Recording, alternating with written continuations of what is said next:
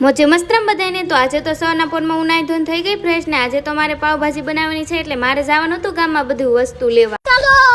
ને સૌથી પહેલા લઈ લીધા બટેટા ને મેકી દીધા ગેસ ઉપર બાફાને લઈ લીધી બધી સામગ્રી ને થોડી વારમાં બટેટા બફાઈ ગયા ને લઈ લીધો બધો મસાલો ને પછી બટેટાનો કરી નાખ્યો સુંદર ને નાખી દીધું એમાં ગરમ પાણી ને બનાવી નાખ્યું બટેટાનું સરસ મજાનું બેટર ગેસ ચાલુ કરીને મેકી દીધી કઢાઈ ને નાખી દીધું એમાં તેલ હવે તેલ થઈ ગયું એટલે નાખી દીધું એમાં જીરું વઘાણી ને નાખી દીધી ડુંગળી લીલા મરચા ટમેટા અને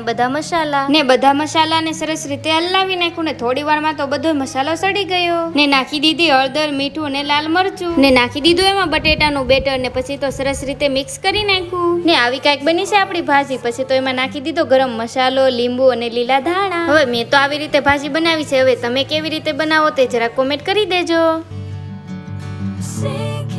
ને મારા તનુબેન ને સેસુબેન બેસી ગયા પાવભાજી ખાવાને મને કહે કે દીદી પાવભાજી તો એક નંબર બની હો ને વિડીયો ગમ્યો હોય તો લાઈક શેર સબસ્ક્રાઇબ કરવાનું ભૂલતા નહીં બાય બાય।